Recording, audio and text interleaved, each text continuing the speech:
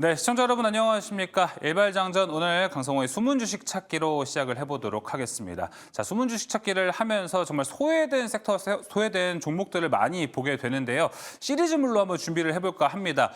그리운 대장님. 언제 복귀를 하실 수 있나요? 부상당한 대장주들은 언제 복귀를 할 수 있을지에 대해서 이야기를 나눠볼 텐데 오늘 첫 번째는 제가 오늘 초록색 넥타이를 좀 하고 왔습니다. 네이버를 두고 이야기를 한번 해볼 텐데요. 최근에 네이버의 주가가 상당히 좋지 않습니다. 어제 종가로는 거의 18만 2천 원 선까지 내려왔는데 왜 이렇게 소외가 된 것이냐 이에 대한 이야기부터 한번 나눠보도록 하겠습니다.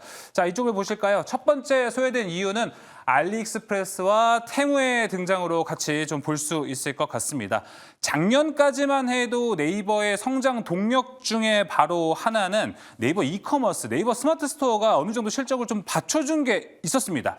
자, 그런데 알리와 테무가 올라오다 보니 알리와 테무를 보면 저도 실제로 가서 좀 가격을 봤습니다. 네이버 스마트 스토어 그리고 쿠팡에서 파는 똑같은 제품이 알리테무에서는 3배, 4배 정도도 더 싼 가격에 현재 팔고 있습니다. 그러다 보니 스마트 스토어에서 알리테무 제품을 떼와서 우리나라에 파는 판매자들도 많이 줄어들 것으로 보이고요. 네이버의 점유율 또한 줄어들 것으로 보입니다.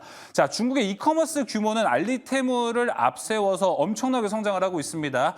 현재 3.3조 원, 2년 뒤면요. 거의 6배가 넘는 성장률을 보여줄 것으로 현재 나타나고 있습니다. 자, 그러다 보니까 네이버가 현재 주가가 좀 부진한 이유는 바로 알리테무의 등장이 첫 번째 이유가 됩니다. 근데 이를 두고 미래에셋증권과 한국투자증권은 조금 다른 뷰를 보여주고 있습니다.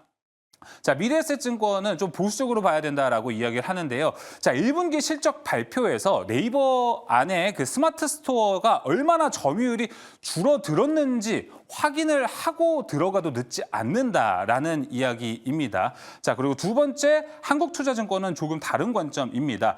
자, 전체 이커머스 시장에서 직구 전체 금액이 있는데 직구 전체 금액은 현재 중국의 성장 속도와 무관하게 크게 늘어나지는 않았다라는 겁니다. 더 큰 파이가 늘어나지 않았다라는 건데요. 만약에 중국 직구가 크게 성장을 하고 그리고 직구 전체 금액도 같이 늘어나면은 이는 분명 네이버와 쿠팡에도 큰 피해가 될 것인데 아직 그 부분까지는 아니라는 겁니다. 자, 그리고 한국투자증권은 네이버가 현재 2024년 PER이 20배 가까이 내려왔습니다. 그러다 보니까 이건 역사적 저점에 가깝기 때문에 더 이상 내려갈 가능성도 없다. 저점 매수 전략 어느 정도 통하지 않을까라고 또 한국투자증권은 이렇게 얘기를 했습니다. 자, 알리테무의 등장에 대한 이야기 해보고요. 자, 두 번째 리스크는 바로 네이버 웹툰 나스닥 IPO입니다. 자, 이 부분 같은 경우 네이버 웹툰 또한 작년에 네이버의 매출을 올려줬던 성장 동력 중에 하나였습니다. 자, 근데 나스닥 IPO에 추진한다는 게 되게 말은 그럴싸하고 멋집니다. 그런데 이 부분이 단기적으로 성장을 주기가 어렵다라는 거죠. 자, 같은 피어 그룹으로 봤을 때 중국의 외원 그룹이 있습니다. 자, 주가 매출 비율을 23년 보면은 현재 3.2배, 2.8배 현재 나눠지고 있는데 이런 같은 기준으로 네이버 웹툰에 넣어 봤을 때 네이버 웹툰의 현재 적정 가치는 4조 8천억 원에서 5조 1천억 원 정도로 평가가 되고 있습니다. 자, 우리나라 증권사 그리고 해외 증권사들 모두 포함해서 네이버의 적정 가치를 현재 40억 달러로 평가를 하고 있는데요. 이는 4조 8천억 원과 5조 1천억 원과 큰 차이가 없습니다. 그렇게 프리미엄을 주기가 어렵다라고 좀 해석을 해볼 수가 있죠. 그러다 보니까 현재 또 네이버 웹툰이 가져가고 있는 이 좋은 성장세가 오히려 이제 네이버 나스닥 IPO가 된다면 현재 네이버가 갖고 있는 주가 그리고 밸류가 좀 희석이 될 가능성이 높기 때문에 단기적으로는 현재 리스크로 오히려 작용이 되고 있습니다. 자, 그렇다면 반면에 네이버를 우리가 긍정적으로 볼 수 있는 포인트들은 무엇인지 함께 좀 살펴보도록 하겠습니다. 자, 첫 번째는요, 치지직을 같이 좀 봐야 될 것 같습니다. 치지직, 이제 트위치가 벌써 철수한 지 한 달이 좀 되어 가고 있는데요. 사실 이마저도 아프리카 TV가 더 시장에서 좀 부각을 받고 있는 것이 좀 아쉬울 따름입니다. 자, 베타 서비스를 이제 종료하고요. 4월이면 치즈직이 정식 출시가 됩니다. 그래도 3개월 동안에 트위치 스트리머들을 많이 유입했다는 게 좀 좋은 평가를 받고 있는데, 자, 여기서 좀 네이버가 얻을 수 있는 것은 네이버의 플랫폼 특성, 광고를 좀 살려보고요. 그리고 커머스까지 살려서 이 삼위일체, 치즈직, 광고, 커머스, 삼위일체를 만들어서 네이버의 새로운 성장 동력이 될 수 있다라고 현재 평가를 좀 받고 있습니다. 자, 그리고 두 번째, 하이클로바 X. 좀 답답해 하시는 분들이 되게 많을 것 같습니다. 글로벌 AI를 보면은 매일매일 성장하고 있다는 것을 우리가 뉴스를 통해서 좀 살펴볼 수 있었는데, 하이클로바 X는 사실 출시한 이후에 별다른 소식이 없습니다. 그렇기 때문에 조금 더 성장할 여력을 찾아봐야 되는데, 이마저도 사실 네이버가 어려운 것이, 언론 보도를 좀 통해 살펴보면 네이버와 카카오 모두 AI 산업을 해보겠다라고 이야기는 하지만 정작 엔비디아에서 GPU를 얻어내기도 힘든 실정이라고 합니다. 그러다 보니까 성장 속도가 좀 많이 느려지고 있는데요. 자, 일단 하이퍼클로버 X만의 특징은 있습니다. 바로 이 토종 AI라는 강점을 좀 잘 살려봐야 되는 것인데요. 우리나라 AI, 자, UGC나 쇼핑에 특화된 한국형 콘텐츠 기반 AI가 나와서 여기서 조금 특이점을 보여준다면 국내 내수에서는 좀 인기를 얻을 수 있지 않을까, 현재 이런 관측들이 나오고 있습니다. 자, 이렇게 네이버에 대한 이야기들, 좀 소외된 이야기, 희망이 있을 만한 이야기들 좀 전반적으로 나눠봤었는데요. 저 더 디테일한 이야기들 이제 너무 나눠보도록 하겠습니다. 넘어가 보실까요?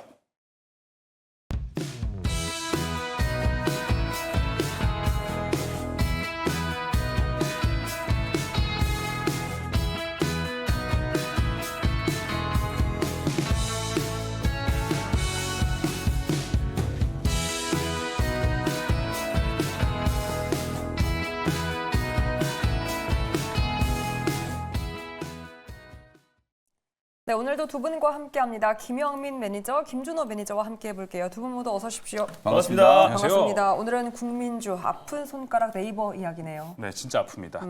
준비하면서도 이렇게 주가 상승을 좀 못 가져갈 수 있을까라고 생각을 하고, 최근에 좀 답답해하시는 주주분들도 진짜 많지 않을까 싶습니다. 자, 그래서 네이버를 준비를 하면서도 저는 이런 생각이 좀 들더라고요. 성장하려면 아직 좀 시간이 많이 필요하겠구나. 지금 진짜 저점은 맞거든요. 근데 지금 들어갈 타이밍이 될지 안 될지, 이에 대한 이야기를 한번 나눠보도록 하겠습니다. 김영민 매니저님, 자, 네이버 전망 한번 들어보고 싶습니다. 이거 살아날 수 있습니까, 현재? 참 이제 네이버도 그렇고 카카오도 그렇고 최근 이제 주가 흐름도 지지부진하고 뭐 전망 자체도 조금 암울하지 않나, 맞아요. 이런 생각도 조금 들긴 하는데요.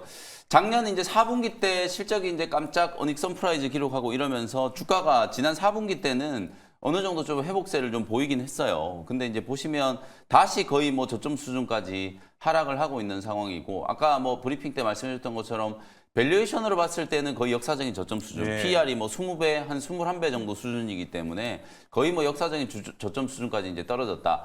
다만 최근에 특히 실적 성장을 견인했던 이 이커머스 쪽이 굉장한 이제 위협을 좀 받고 있잖아요. 알리, 테무가 이제 우리 국내에 이제 상륙을 하게 되면서 엄청나게 빠른 속도로 지금 보급이 좀 되고 있거든요. 뭐 저는 사실 알리, 테무에서 실제로 제품을 구매해 보진 못했습니다만, 뭐 유튜브를 열어도 알리, 테무 광고가 나오고, TV만 켜도 알리, 테무 광고가 나오고, 정말 이 이커머스 시장을 빠르게 지금 잠식해 나가고 있다는 생각이 좀 들거든요. 배송이 상당히 오래 걸리는 이런 불편함을 감수하고서라도 우리나라 이제 소비자들이 구매를 하는 이유는 결국은 가격 때문이에요. 진짜 쌉니다. 실제로 똑같은 제품이 뭐 네이버라든지 아니면 다른 이제 온라인 사이트에서 사는 것보다 거의 뭐 3분의 1 정도 수준으로 맞아요. 판매되고 있는 물건들도 많다라고 하니까, 그런 가격에 이제 매력을 느끼는 이제 구매자들이 엄청나게 많은 이제 주문을 내고 있다 보니까, 사실 이 이커머스가 결국에는 이커머스 자체에서 이제 수익이 나오는 것도 있지만 거기에서 수반되는 광고 매출, 이걸 무시할 수가 없거든요. 맞아요. 근데 이제 이게 동시에 지금 위협을 좀 받고 있다 보니까 주가가 굉장히 좀 강하게 하락세를 보이고 있다. 네이버 주가가 빠지는 거하고 비슷하게 지금 이마트 주가도 거의 뭐 땅굴을 파면서 주가가 이제 곤두박질을 치고 있는 상황이거든요. 이 두 기업이 이제 중국의 이런 이커머스 기업들의 이제 상륙에 큰 위협을 이제 받고 있는 상황이 아닌가, 이렇게 말씀을 좀 드려보도록 하고요. 결국 이제 작년 4분기 때, 그리고 작년 작년 이제 전체 실적도 예상보다 좀 선방했다라는 평가를 받고 있는 게 비용 통제 때문이었거든요. 이 비용 통제를 잘했기 때문에 마케팅 비용 줄이고 효율성이 이제 달성이 좀 되다 보니까 실적이 좀 좋아지면서 이제 주가도 이제 회복세를 좀 보였었는데 과연 이 비용 통제를 통해서 실적 성장이 얼마나 더 이어질 수 있겠는가? 한계가 있죠. 네, 결국에는 그게 한계가 있기 때문에 핵심은 새로운 미래 성장 동력을 발굴을 해야 되는데 결국은 네이버라든지 카카오 같은 기업들은 AI 쪽에서 뭔가 이제 가시적인 성과를 만들어내야 되는데 하이퍼 클로버 X가 소위 말해서 지금 망했어요. 지금 뭐 미국의 챗 GPT 4가 뭐 여러분들 써보신 분들은 아시겠지만 정말 엄청난 성능, 이제 곧 소라까지 이제 일반 유저들한테 이제 공개가 좀 된다라고 하면 사실 이 하이퍼 클로버 X 모르겠어요. 이제 B2B 쪽에서는 어느 정도 이제 효용성이 있을지 모르겠는데 정말 많이 이제 좀 뒤쳐져 있다라는 생각을 지울 수가 없거든요. 그러다 보니까 이 아무래도 이제 인터넷 업종으로 분류되는 네이버 카카오가 이런 이제 AI 산업에서 많이 뒤쳐졌다는 평가를 받다 보니까 프리미엄이 완전 빠질 수밖에 없는 거예요. 이런 부분들에 대한 이제 불식이 좀 나타나지 않는다라고 하면 사실상 주가 회복이 좀 어렵지 않겠는가. 지금 전국에 많은 주주분들이 좀 애를 태우고 있는데 그만큼 사실 네이버 같은 경우에는 이 AI 쪽에서 가시적인 결과물, 가시적인 성과를 좀 빨리 만들어내고 조금 더 공격적인 투자 과정이 필요하지 않겠는가 이런 생각이 조금 들거든요. 뭐 비용 통제 해가지고 실적 당장 잘 나오는 것도 중요하지만 기업 경영의 묘는 결국은 자본을 효율적으로 활용해서 미래 성장 동력을 빠르게 선점하는 거. 맞습니다. 그게 가장 핵심이잖아요. 그런 부분들에 조금 더 집중을 해야 되는 게 아닌가라는 말씀을 좀 드려보겠습니다. 자, 그리고 언제 네이버가 뭐 실적 좋다고 주가가 올라갔었나요? 맞습니다. 사실 성장이 되게 그렇죠. 중요한 건데 성장 동력이 없어도 너무 없는 좀 추세로 좀 가고 있는 것 같습니다. 자, 이어서 김준호 매니저님, 네이버의 현재가를 보면 예전에 뭐 코로나 때 네이버 주가 기억하면 거의 뭐 40만 원, 45만 원 선이 평균이라고 기억이 나는데 그렇죠. 지금 주가를 보면은 할인돼도 너무 할인이 됐다. 네. 18만 2,600원까지 내려왔는데 맞습니다. 이거는 저점 매수의 매력이 지금 있는 겁니까? 가격적으로는 이제 고점 대비 60% 가깝게 밀리기도 했고 좀 밸류적인 측면으로 본다고 하더라도 저평가는 맞는데 네. 주가가 이제 강력하게 올라갈 만한 상승 모멘텀은 당분간은 좀 부재하다라고 좀 보고 네. 있어요. 아무래도 이 검색 엔진 시장 같은 경우는 사실 승자 독식 시장이잖아요. 사실 뭐 국내에서 이제 3위 검색 엔진이 줌인데 아무도 사실 줌을 이용한 사람들은 많지가 않잖아요. 그래서 결국 이제 승자 독식 시장에 최근에 유튜브가 또 검색에서도 강자로 떠오르고 있기도 하고 또 오픈 AI 챗 GPT 때문에 구글의 어떤 검색 엔진 점유율도 좀 떨어지고 있는 상황이다 보니까 네이버 같은 경우도 마찬가지로 최근에 이제 검색 엔진 관련된 점유율도 좀 떨어지고 있고 그러니까 당연히 광고 수익도 조금 줄어들 수밖에 없는 거고요. 최근에 빅테크 기업들이 지금 사상 최고치를 경신하고 있는 그렇죠. 것도 결국에는 AI, 인공지능 관련돼서 이제 모멘텀이 부각되면서 뭐 엔비디아라든지 또 마이크로소프트 같은 기업들이 신고가를 경신하고 있는데 지금 이제 뭐 네이버 같은 경우도 이제 클로바 X로 생성형 AI를 출시하긴 했는데 지금 이제 글로벌 이제 생성형 AI 순위를 본다고 하더라도 네이버가 지금 순위 탑 50위권에도 들지 못합니다. 그래서 1등이 지금 오픈 AI 챗 GPT고 2등이 구글의 제민이고요. 3등이 우리나라 스타트업 기업인 라이너입니다. 근데 그럼에도 불구하고 탑 50위 안에도 들지 못한다라는 거는 결국 지금 글로벌 뉴욕 증시 안에서도 AI 쪽에 좀 뒤처지는 기업들은 주가 하락이 굉장히 크잖아요. 테슬라 같은 경우도 마찬가지였고. 근데 결국 네이버 같은 경우 국내 대표 빅테크 기업인데 AI의 어떤 이제 시대 흐름에 제대로 편승하지 못했다라는 점이 주가 하락의 좀 원인이 아니었나라고 보고 있어요. 그나마 좀 기댈 수 있는 구간이 웹툰인데 웹툰 같은 경우는 지금 이제 기업 가치가 7조 정도를 평가를 받고 있어요. 그래서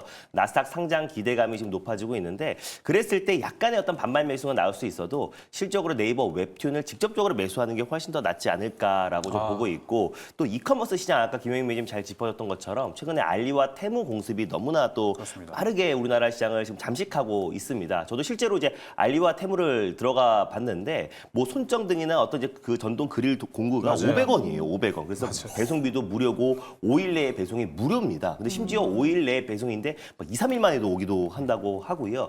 또 웬만한 무슨 소파형 침대 같은 경우도 15,000원이에요. 그래서 쿠팡과 또 네이버 쇼핑과 비교도 못할 만큼의 어떤 가격 경쟁력, 뭐 초저가가 아니고요. 극 초저가로 지금 경쟁을 하고 있기 때문에 당연히 뭐 가격에는 깡패잖아요. 그래서 가격이 장사했기 때문에 중국 그 테무와 또 알리가 벌써 지금 누적 이용자 수가 1,000만 명을 넘어섰다라고 좀 하고 있고요. 9월부터 또 구글과 또 또 그리고 애플의 어떤 이제 다운로드 순위도 알리와 테무가 1등, 2등을 차지하고 있다는 점을 놓고 봤을 때 빠른 시간 내에 또 이제 그 네이버와 또 이제 쿠팡 국내 이커머스 기업들이 공격적인 마케팅을 펼치지 않으면은 점유율을 상당 부분 뺏길 수도 있다는 점에서 당분간 여러 가지 부분에서 네이버가 강력하게 올라갈 만한 상승 모멘텀은 없다. 주가는 저렴하지만 정말 긴 호흡으로 장기적인 호흡 그리고 또 네이버가 향후 AI 시장에서 또 그리고 이제 클로버 X뿐만 아니라 AI 생성형 AI 시장에서 어느 정도 좀 선점할 수 있다라는 어떤 장밋빛 전망으로 좀 긴 호흡으로 보면 좋지만은 단기적으로 본다고 했을 때는 사실상 네이버가 올라갈 만한 모멘텀이 없기 때문에 주가는 저렴하지만 그리고 지금 현 시점에서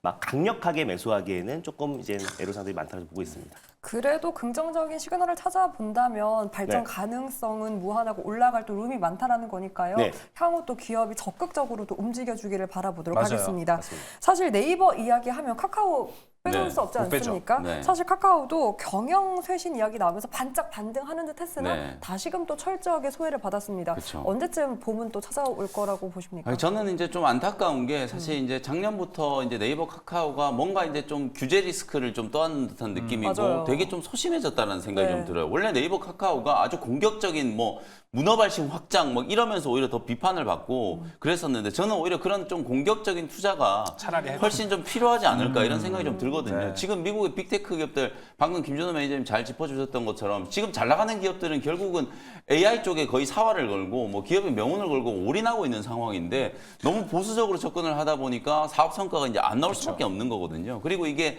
우리나라에 지금 불고 있는 저 PBR 뭐 밸류 프로그램 이게 자꾸 주주 친화 정책 배당 이런 얘기들만 하고 있다 보니까 기업의 잉여금을 사실은 투자 재원으로 써야 되는 거거든요. 이걸 맞습니다. 자꾸 주주들한테 속된 말로 뿜빠이 해가지고 이걸 다 나눠줘봤자 이게 자본의 효용성을 누릴 수가 없는 거거든요. 그래서 오히려 이런 네이버랑 카카오 같은 기업들은 더 공격적인 투자에 나서야 되고 미래를 위한 어떤 성장 동력을 확보하는데 좀 올인해야 된다. 이런 말씀을 좀 드리고 싶고 다행히 그나마 좀 카카오 같은 경우 좀 수급적으로 네이버랑 카카오를 비교를 해드리면 네이버는 정말 이게 이런 일이 일어날까 싶을 정도로 보통 기관이 팔면 외국인이 좀 받아주고 외국인이 팔면 기관이 좀 받아주고 왔다 갔다 하죠. 예. 이런 흐름이 생기기 마련인데 지금 네이버는 외국인 기관들이 동시에 같이 패대기를 치고 있어요. 수급적으로 봤을 때는 너무 좀 극심하게 지금 매도 우위를 보이고 있기 때문에 당분간 이제 주가 회복이 좀 어렵다라는 전망이고 카카오 같은 경우에 그래도 보유 비중이 어느 정도 유지가 좀 되고 있거든요. 그나마 카카오는 나름대로 지금 1분기, 2분기 때 이익 성장률이 뭐 1분기 때는 거의 100%가 넘을 걸로 지금 예상이 되고 있고 2분기 또 한 40% 이상의 빠른 성장 그리고 중소형 광고 쪽이 빠르게 좀 회복되고 있다라는 그나마 좀 긍정적인 측면이 좀 있어요. 다만 카카오 역시도 지금 메신저 서비스라든지 이런 것들과 또 AI 서비스를 활용한 이런 이제 접목된 뭔가 좀 융복합 서비스 출시에 대한 또 기대감이 분명히 좀 살아나야 주가가 이제 또 상승 탄력을 좀 받을 수 있다라고 보여지기 때문에 상황은 거의 뭐 네이버와 카카오 비슷하다. 다만 이제 뭐 주가는 조금 더 버티고 있긴 합니다만 결국 뭐 계속 반복적으로 말씀드리지만 이 AI와 관련된 AI 서비스 쪽에 조금 더 공격적인 또 맞아요. 투자가 좀 필요하다. 이런 말씀을 좀 드리겠습니다. 네, 자 이렇게 네이버, 카카오까지 한번 이야기를 나눠봤습니다. 김영민, 김준호 매니저의 모두 의견을 취합해도 가격은 정말 저점이 맞지만 그럼에도 불구하고 여러 가지 좀 호재성을 가져가기 어렵다. 오히려 이럴 때일수록 AI에 대한 공격적인 투자가 좀 두 기업 모두 필요해 보입니다. 자 오늘 이제 리포트 브리핑 여기서 마무리를 지어보도록 하겠고요. 바로 한 발 넘어가 보도록 하겠습니다.